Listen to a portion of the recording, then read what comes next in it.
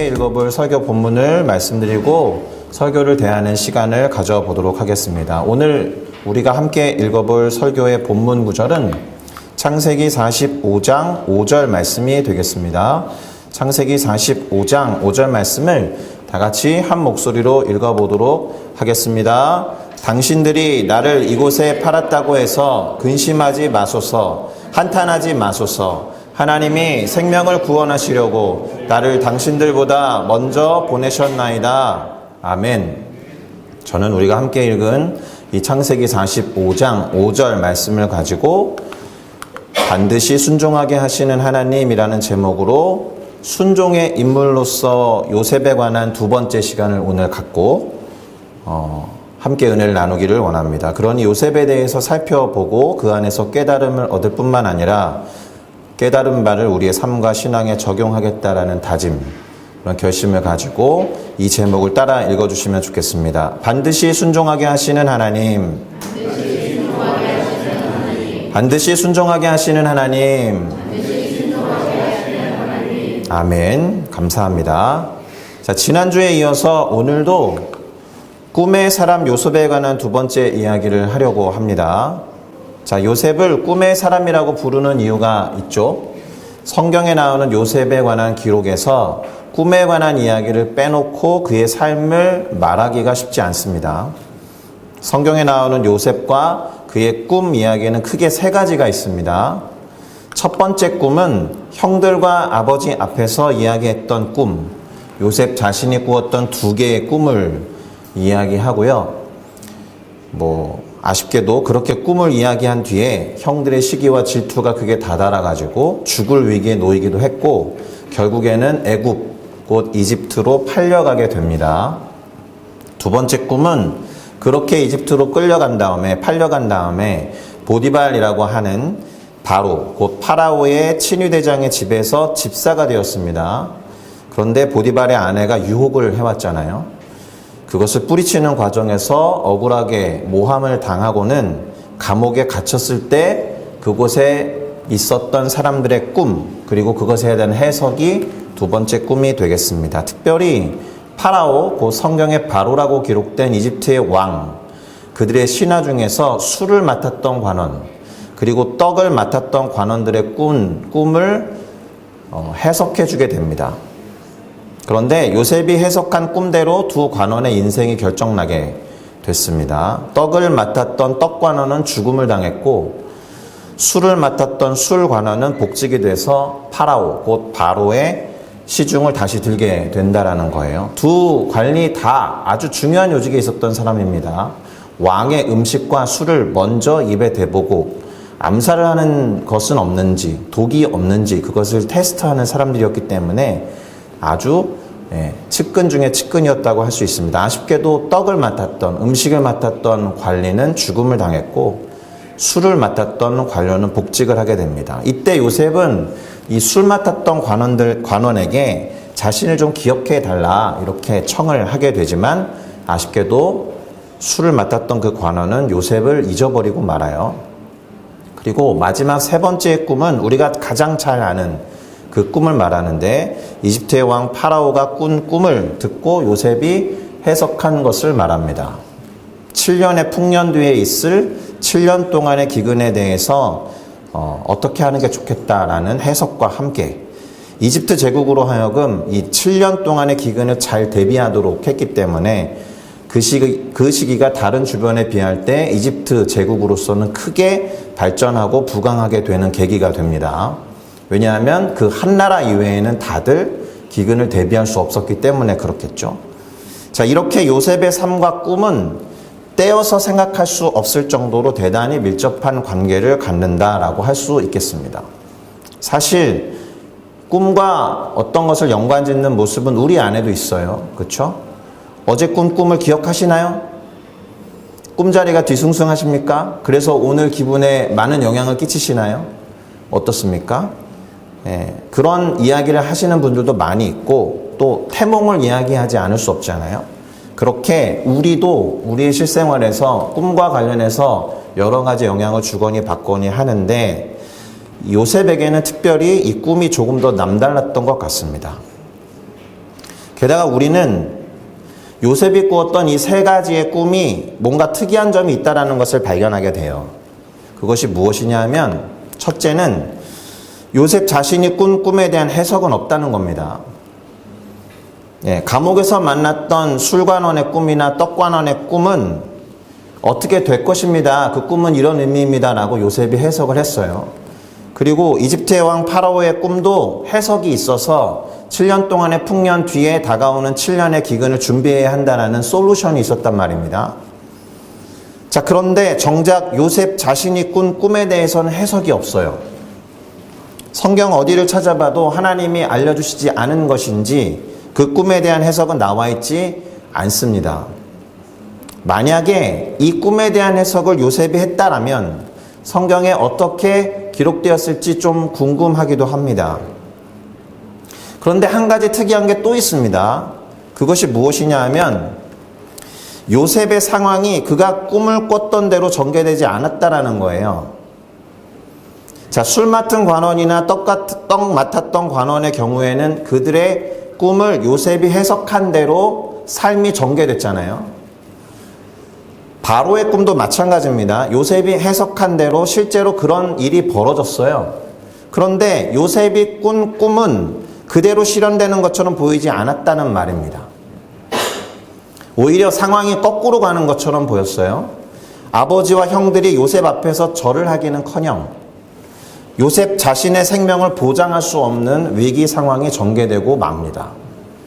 그렇죠? 물론 죽을 위기에서 벗어나서 미디안 상인들에 의해서 이집트로 팔려가게 되었지만 어쨌든 요셉의 꿈은 그가 꿨던 꿈처럼 되지는 않는 것처럼 보였다라는 겁니다. 자, 그럼에도 불구하고 요셉은 하나님을 신뢰했던 것 같아요. 지난주에도 말씀을 드렸듯이 하나님이나 자신이 처한 상황을 원망하는 장면이 어디에도 기록되어 있지 않습니다. 다만 이런 표현이 나옵니다. 하나님이 요셉과 함께 하시고 형통하게 하셨다는 내용만 기록되어 있을 뿐이에요. 지난주 설교를 잘 기억해 보십시오. 우리가 생각했을 때 요셉이 그닥 형통한 것처럼 보이진 않거든요.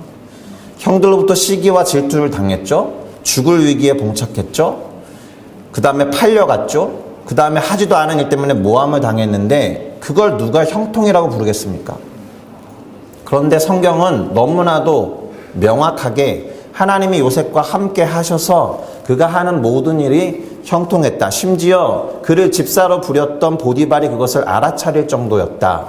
그리고 감옥에 갇혀서 떡을 맡았던 관원과 술을 맡았던 관원, 그 꿈을 해석해주는 과정에서도 하나님이 함께 하셔서 형통했다라는 표현이 나와요. 감옥 안에서 형통한 게 도대체 어떤 의미가 있겠습니까? 그래서 우리가 분명히 짚고 넘어가야 할 것이 있습니다. 우리가 알고 있는 형통과 요셉의 형통은 다르다라는 거예요. 우리가 생각하는 형통은 뭔가가 잘 되고 성공하고 성취하고 부유해지고 풍요로워지는 것을 상상하기 쉽지만 요셉의 형통의 본질은 하나님이 함께 하시는 것에 있었다는 것입니다. 할렐루야. 그러니 우리가 주님 우리가 하는 모든 일에 형통하게 해주십시오라고 기도할 때 무엇을 놓고 어디에 방점을 두고 기도해야겠습니까? 하나님이 우리가 하는 모든 일에 함께 해 주십시오라고 기도해야 될 줄로 믿습니다. 또 한 가지 기억해야 할 것이 하나 더 있는데요. 요셉이 꿨던 꿈에 대해서 형들이 했던 말이 있습니다. 두 가지입니다. 하나는 자신들에게 다가오는 요셉을 보면서 형들이 뭐라고 했다고요? 자, 저기 꿈꾸는 자가 온다. 이렇게 비아냥거리면서 한 말이 있습니다. 칭찬이 아니고 야 요셉의 꿈을 들으면 막 신통방통해 너무 신기해 이런 의미가 아니라 저 꿈꾸는 사람이 온다라고 비아냥거리는 그런 말이었어요. 두 번째는 그 다음 구절에 나오는데 창세기 37장 20절이 기록하기로 자 그를 죽여 한 구덩이에 던지고 우리가 말하기를 악한 짐승이 그를 잡아 먹었다 하자 그의 꿈이 어떻게 되는지를 우리가 볼 것이다. 이렇게 요셉의 꿈에 대해서 이야기를 한 장면이 있습니다. 우리는 지금 오늘 설교에서 요셉의 형들이 했던 저 말 있잖아요. 그의 꿈이 어떻게 되는지를 우리가 볼 것이니라라는 이 말에 주목해야 합니다. 이건 믿음의 선포도 아닙니다. 자, 요셉이 꾼 꿈이 어떻게 되는지 한번 기대하면서 믿음으로 바라보자. 정말 그렇게 되면 우리 기분이 좋을 거야. 그가 믿는 하나님, 우리가 믿는 하나님께 감사하자라는 믿음의 선포는 아니었다라는 거죠. 요셉도 꼴 보기 싫고 그가 말하는 꿈은 생각만 해도 기분이 나쁘니까 우리가 이렇게 행함으로써 그의 꿈을 완전히 망가뜨려 보자. 한마디로 꿈도 꾸지 마. 요셉, 네가 꾼 꿈을 꿈도 꾸지 마. 그 꿈 잊어버려야 돼. 이런 동기에서 한 말입니다. 자, 그런데 우리는 요셉 스토리를 너무나 잘 알고 있기 때문에 교회를 제법 오래 다니신 분들이나 다니지 않았어도 뭐 만화 영화도 있었고 교회 학교에서 꾸준히 들어왔기 때문에 이 요셉의 꿈이 어떻게 성취되었는지를 잘 알고 있습니다. 그렇죠? 그리고 요셉이 자신이 꾸었던 꿈과 같이 형들이 자신 앞에서 무릎을 꿇었을 때 뭐라고 했는지도 알고 있습니다. 오늘 설교 본문이 그거였어요. 한 번 더 확인해 보면서 같이 읽어보겠습니다. 당신들이 나를 이곳에 팔았다고 해서 근심하지 마소서, 한탄하지 마소서. 하나님이 생명을 구원하시려고 나를 당신들보다 먼저 보내신 것입니다. 이렇게 말하면서 요셉은 형들을 용서하고 있습니다. 그리고 바로 이때 자신이 꿨던 꿈이 어떤 것인지를 알았던 것 같아요. 단지 형과 아버지가 자신 앞에 무릎을 꿇고 절하는 것, 그 꿈대로 됐구나가 아니라 이 꿈이 어떤 의미를 가지고 어떻게 움직여 왔는지를 알아차렸다는 거죠. 하나님이 생명을 구원하시려고 나를 당신들보다 먼저 이 애굽 땅으로 보내신 것입니다 라고 하는 꿈의 의미와 이유를 알았던 거예요. 다른 이의 꿈이 이런 의미야 라고 알려준 것과는 다르게 자신의 꿈이 가졌던 의미 그리고 그 이유가 무엇인지를 형들이 자기 자신 앞에 와서 절할 때 그때에서야 완벽하고 온전하게 깨닫게 된 것입니다. 그래서 용서할 수 있는 거예요. 무엇인가를 깨달을 때 치유가 일어납니다. 무엇의 의미를 알 때 과거에 힘들었던 기억이나 사건에 대한 의미를 갑작스럽게 깨달을 때 그때 치유가 일어나요. 이것을 주장하신 분이 빅터 프랭클이라는 의미요법의 창시자입니다. 죽음의 수용소라는 책을 쓰신 분이고 나치 독일에 의해서 희망도 없고 소망도 없는 수용소에 박혀 있었던 사람들이 어떻게 삶을 끝까지 포기하지 않고 희망 속에 살아갔는지 그 생존에 대해서 이야기하고 삶의 의미와 방향을 안 사람들이 오래 생존하는구나. 이 아이디어 때문에 로고 테라피, 곧 의미요법이라는 것을 만들어냅니다. 다시 도전합니다. 우리의 삶이 돌아봤을 때 기억하고 싶지 않은 어떤 사건에 대해서 재경험하고 싶지 않은 어떤 트라우마에 대해서 그것의 새로운 의미를 깨닫게 될 때 치유가 일어난다는 거예요. 그 사건은 없어지지 않습니다. 그 사건은 우리 인생에서 사라지지 않아요. 그것이 어떤 의미인지를 알고 깨달을 때 치유가 일어나고 재해석이 일어나는 거예요. 바라기는 그런 어려운 일이 없었기를 바라지만 혹시 있었다 하더라도 새로운 의미를 발견해서 치유받는 일이 넘쳐나시기를 예수님의 이름으로 축원합니다.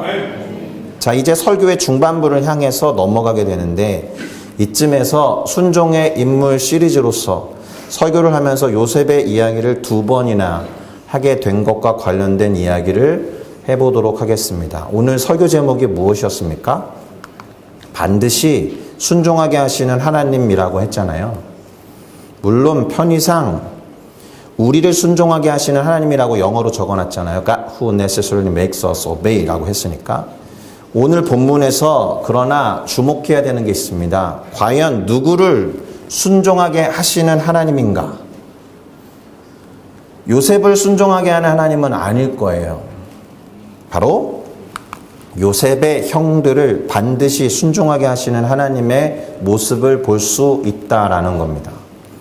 요셉의 꿈이 성취되는 현장에서 하나님이 이루신 그 꿈 앞에서 지금 무릎을 꿇고 복종하고 있는 요셉의 형들을 우리는 보게 돼요.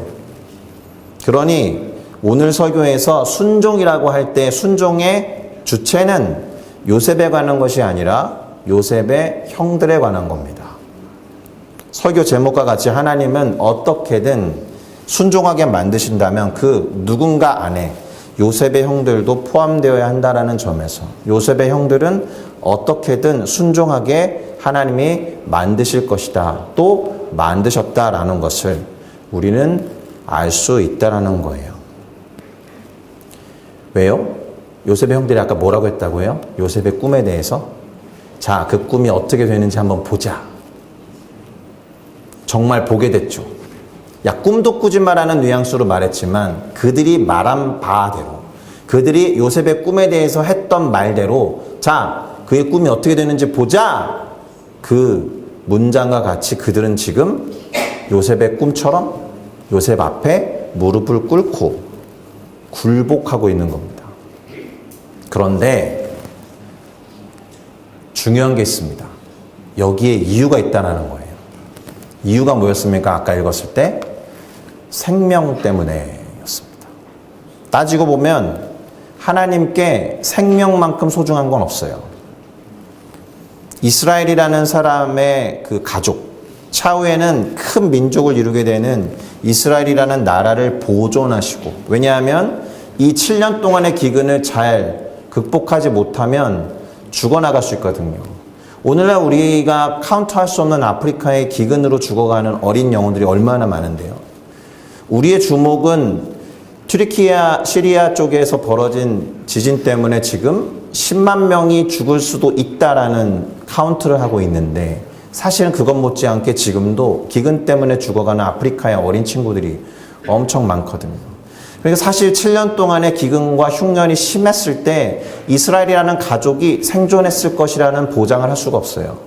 하나님은 요셉을 통해서 이스라엘이라는 가족의 생명을 구원하신 것입니다. 왜요?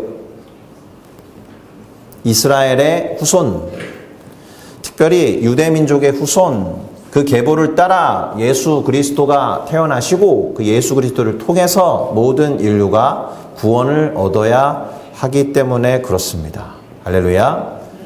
그러니 정말 기가 막힌 방식으로 요셉을 이집트 땅으로 먼저 옮겨 놓으신 게 맞습니다. 그러니 이 성경에 요셉이 꿨던 꿈에 대한 해석이 나오지 않지만 요셉 앞에 무릎을 꿇고 있는 형들의 앞에 펼쳐진 그 장면은 하나님의 몇 천 년을 내다본 엄청난 계획과 섭리 안에 있었다라는 거예요. 이스라엘이라는 민족과 나라, 특별히 다윗의 자손이라고 하는 유대 민족, 그리고 그 계보에서 이 땅에 오신 예수님 때문에 구원을 얻게 될 모든 생명, 그것을 다 내다보신 하나님의 엄청난 계획, 그 계획에 순종하고 복종하고 굴복하는 사람들을 보고 있다라는 겁니다. 그러니 우리는 이렇게 요셉의 말을 한 번 더 되새기면서 하나님이 생명을 구원하시려고 나를 당신들보다 먼저 보내셨습니다 라는 이 말을 이렇게 바꿔봐야 합니다. 하나님이 모든 인류의 생명을 구원하시려고 예수님을 기가 막히게 보내셨다. 할렐루야.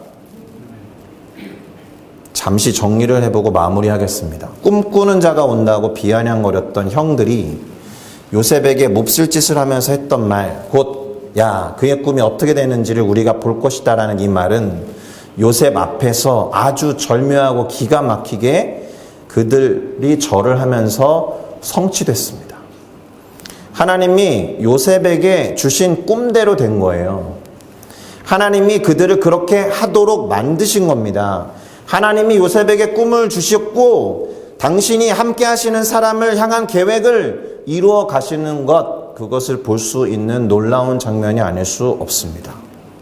그러니 하나님은 당신의 꿈과 비전, 그 모든 것 앞에 사람들로 하여금 순종하게 만드시는 분이에요. 요셉을 해코지 했던 형들마저도 그 꿈에 굴복했다라는 것이 그것을 증명하는 것입니다. 자, 예수님도 꿈을 꾸신 것 같습니다. 그것 때문에 그 꿈이 이루어지는 것을 생각만 해도 기뻐하신 예수님에 대해서 성경이 기록하거든요. 얼마나 기쁘셨으면 그 모든 것을 참으시고 그 어떤 것도 개의치 않으셨다라고 히브리서 12장 2절이 이렇게 기록합니다. 믿음의 주여 또 온전하게 하시는 이인 예수를 바라보자. 그는 그 앞에 있는 기쁨을 위하여 십자가를 참으사 부끄러움을 개의치 아니하시더니 하나님 보좌 우편에 앉으셨느니라. 히브리서 12장 이전의 말씀입니다. 그 앞에 있는 기쁨 때문에 십자가를 참으셨다. 그 앞에 있는 기쁨 때문에 부끄러움을 개의치 아니하셨다. 여기에 언급된 예수님 앞에 있는 그 앞에 있는 기쁨이 뭘까요? 아, 내가 이 십자가를 참고 모든 고통을 다 짊어지면 하나님 우편에 가서 모든 사람들로부터 영광을 받겠구나. 모든 사람들이 마치 요셉의 형들처럼 앞에 절하며 굴복하듯이 모든 사람들이 그 보좌 앞에 절하며 굴복하겠구나라는 기분 좋은 상상이었을까요? 그것도 없지는 않습니다. 그러나 그렇게 하기 위해서는 모든 인류가 생명을 구원받아야 하거든요. 예수님이 꿈꿨던 기쁨과 상상이란 모든 인류가 구원을 얻어서 하나님 앞에 나오는 것이었습니다. 그래서 다 참으신 거예요. 개의치 아니하신 겁니다. 그러니 1차적인 예수님의 꿈은 모든 인류가 구원을 얻은 것인 줄로 믿습니다. 할렐루야. 네. 그렇게 할 때 모든 무릎이 예수님 앞에 꿇어 경배한다라고 성경이 기록하거든요. 빌립보서 2장 9절부터 11절을 읽어드리겠습니다. 이러므로 하나님이 그를 지극히 높여 모든 이름 위에 뛰어난 이름을 주사 하늘에 있는 자들과 땅에 있는 자들과 땅 아래에 있는 자들로 모든 무릎을 예수의 이름에 꿇게 하시고 모든 입으로 예수 그리스도를 주라 시인하여 하나님 아버지께 영광을 돌리게 하셨느니라. 아멘. 어떻습니까?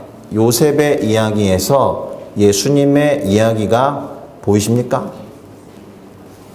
이렇게 하나님은 당신이 세우신 뜻과 계획 그리고 비전과 꿈을 위해서 사람을 선택하시고 또는 예수 그리스도를 보내시면서 생명을 구원하시는 그 계획과 섭리를 이루시고 성취하시는 줄로 믿습니다. 할렐루야. 그러니 이제 우리가 앞으로 취해야 될 태도 3가지를 말씀드리면서 설교를 정리하겠습니다. 첫째로는 하나님은 매우 다양한 방식으로 말씀하신다라는 거예요.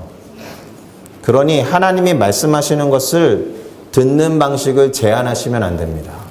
무슨 말이냐?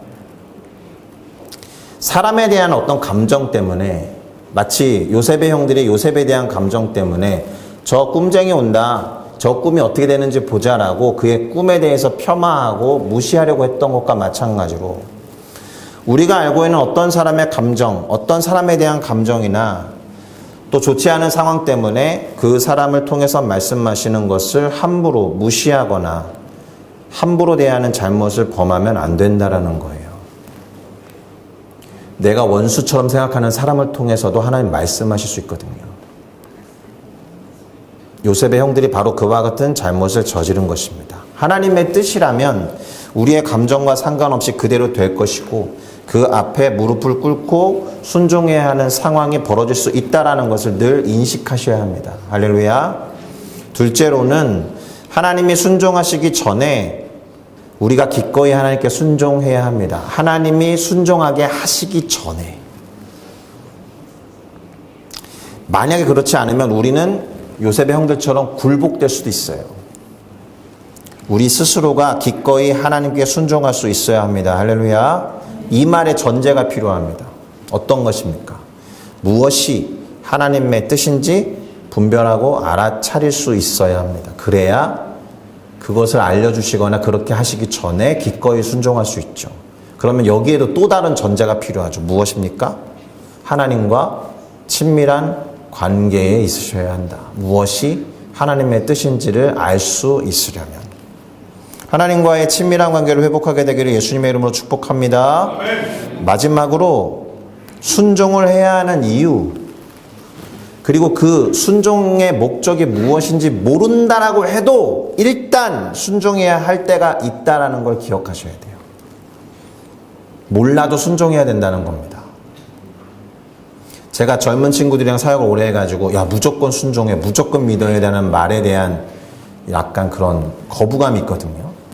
젊은 친구들에게는 순종해야 될 이유나 믿어야 될 이유에 대해서 설명해 주는 게 대단히 중요한데, 제가 자란 환경에서는 우리 어머님들이나 또 아버님들, 신앙의 선배님들이 늘 그렇게 말씀하셨습니다. 무조건 믿어야 돼. 묻지 마. 따지지 말고 믿어. 때로는 그런 장면이 필요하기도 합니다. 그리고 한 가지 분명히 말씀드립니다. 무조건 믿었다고 해도 결국에는 그 뜻과 이유와 목적을 알게 될 겁니다. 요셉처럼. 왜냐하면 하나님이 우리에게 순종을 요구하시는 데는 다 이유와 목적이 있기 때문에 그렇습니다. 그것에 대한 믿음이 있으셔야 돼요. 그냥 하시는 분, 그냥 내키는 대로 하는 아무런 이유나 목적 없이 행하시는 하나님이 아니시기 때문에 그렇습니다. 자, 이 말은 우리를 향한 계획과 우리를 향한 뜻과 목적과 섭리를 갖고 계신다라는 뜻입니다. 하나님이 친히 우리의 주권자가 되시고 우리의 삶을 주관하시는 분이라는 겁니다. 그러니 그분에게 순종하는 것이 당연하겠죠. 선하신 하나님이기 때문에 그분이 갖고 계신 뜻과 계획과 섭리도 선한 겁니다. 이것을 믿으셔야 합니다. 그러니 하나님은 우리를 향한 선하시고 온전하신 뜻과 계획을 갖고 계신다라고 늘 되새김하시고 고백하여 하실 줄로 믿습니다. 아멘. 자, 그러한 믿음과 확신을 가지고 순종을 결단하면서 연습하는 우리 모두가 되기를 예수님의 이름으로 축복합니다. 할렐루야. 아멘. 기도하겠습니다.